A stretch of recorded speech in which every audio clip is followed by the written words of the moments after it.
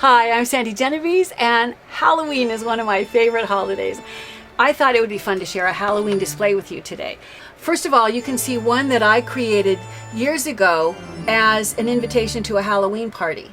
And I had to hand make the envelopes because of the size this ended up being. So I made a smaller version for the one we're going to make today, which you can see right here. And you can see as I turn it that, in fact, I'll bring it over here, and you can see as I turned all this, it's 4 sides of what looked like kind of a candy corn tree, and then all of these fun bands, and then there are spiders that are hanging from the top band. Now if I take it apart, you'll see how easy it actually goes together. Each of these bands, they're kind of they started as squares that with a square inside, and then I made them crazy so they'd see a little silly. So they all have different, starting with a smaller square and then sort of a medium-sized square opening and then a larger size square opening. Those are going to be the bands, and then the tree is just 2 long triangle strips. The tricky part is if you have to send it in the mail or you put it in an envelope of some sort. So what you can do is layer them together like so.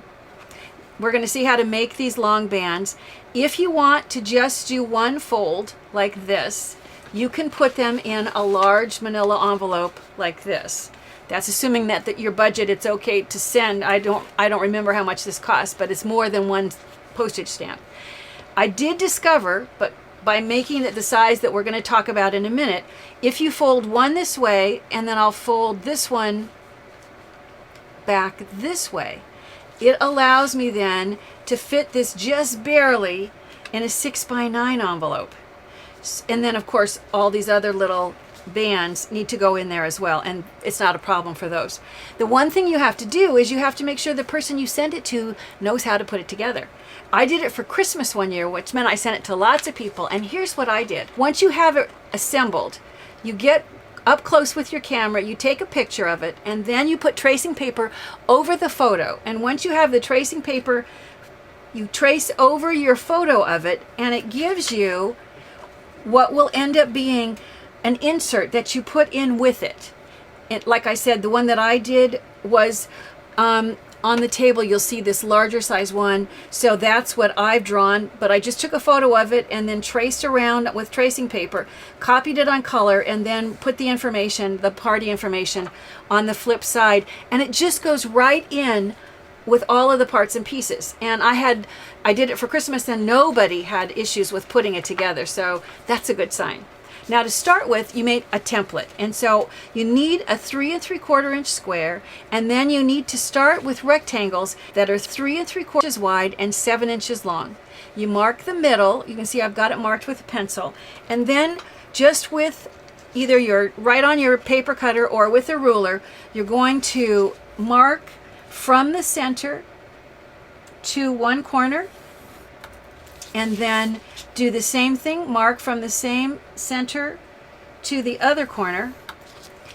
And when you go back and you cut this out, it will give you the 2 triangles that you need. You can see here, this is this size triangle that you need in order to create your pattern or your guide. If you're going to use this to make a lot of Halloween cards, or if you're going to use it for Christmas, it's much easier to have a guide like this. So once you have the triangles taped onto both ends, these are the pieces that are going to make this tree that you can see that sits up.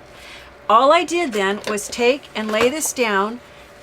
You can see I've used my pencil to just trace around it. I've even folded on my tape so I could put where I'm going to put my score lines. Then I found it easiest to staple 2 pages together because I need 2 for each one. So if I have some staples around the edges, it's going to hold it together while I cut out 2 at once. Before I cut it out, it's faster to go ahead and score on your score lines here and here, deep enough to go through both layers. So flip it over and make sure that you have that score line showing through on the second layer as well. Now it's faster to use the paper cutter, but you can't really follow me to the paper cutter, so I'm going to go ahead and just cut these out with scissors.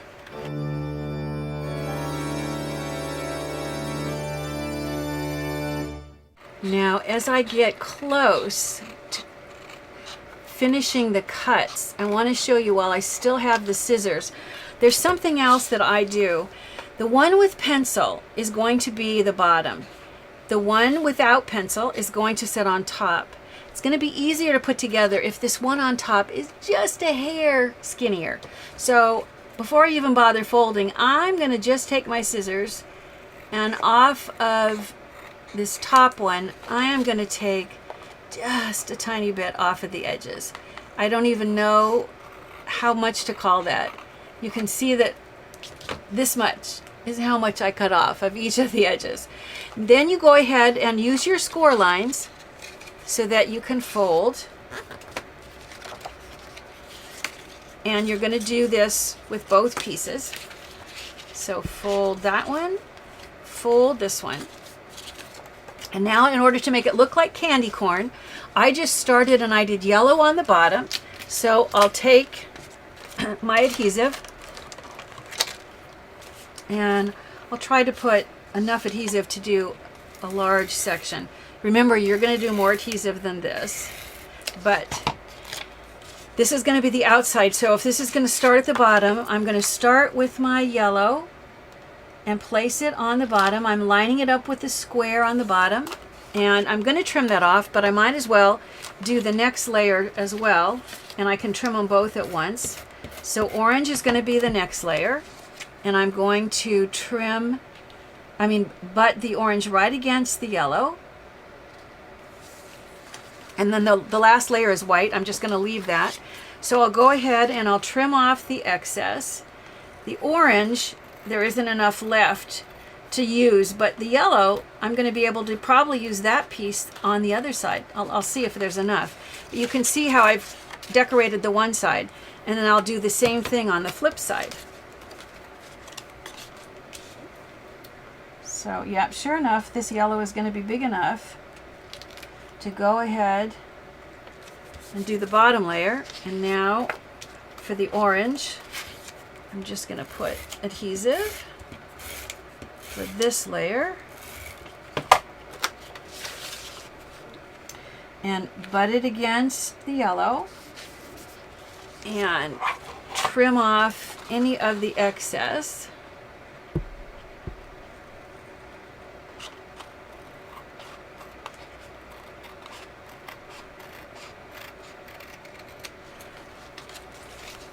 On both sides. In this case, the orange, I have some on both edges to trim off.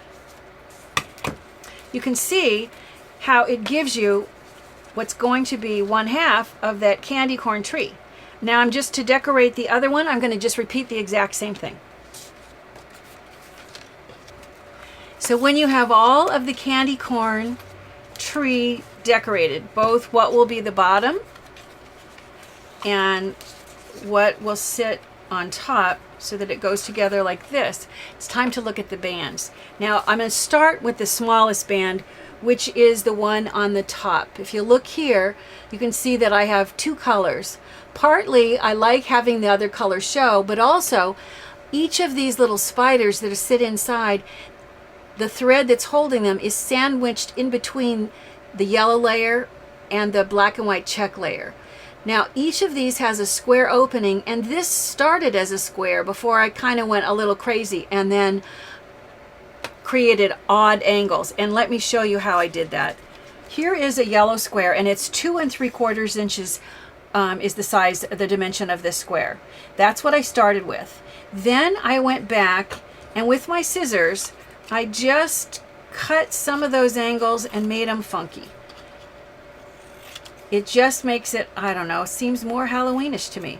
It doesn't have to be, there is no rhyme or reason to it. I do need eventually to cut a square out, and my first square has, I'll turn it so you can read it, a 1 1/8 inch square out of this section. So I'm going to cut the square out of this, or punch it out.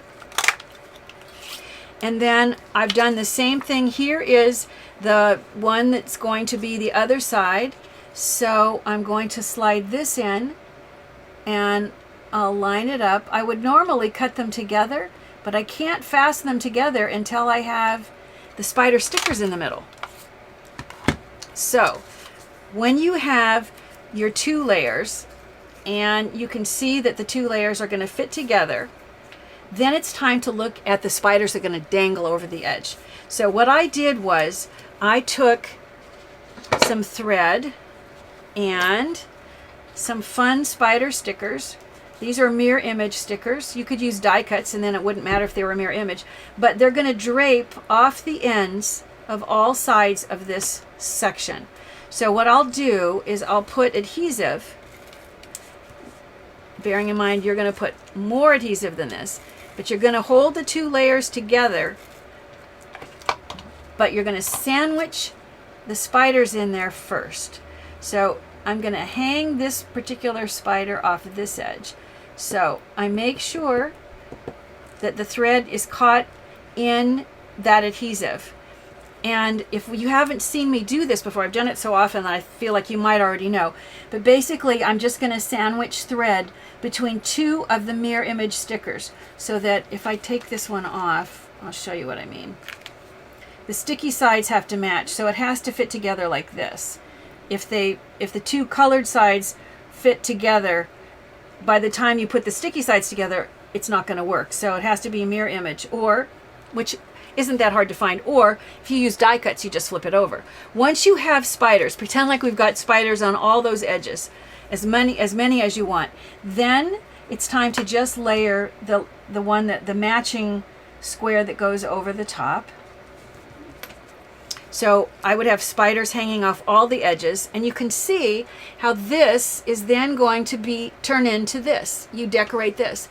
As you go down to the other bands, if you look on the table here, I started with the inside cutout of the next band is a 2-inch square, and it's cut out of a larger size square that I then went crazy and, fussed with the edges so they're not perfectly square. The largest band, the inside square cutout, is a 2 3/4-inch square. And then I just went crazy with cutting whatever size shape you want for the other. You just need to make sure that none of these bands are bigger than the envelope in which it will sit. Then all you need to do is take the layers all together and lay them down so that they can fit in whatever size envelope you choose,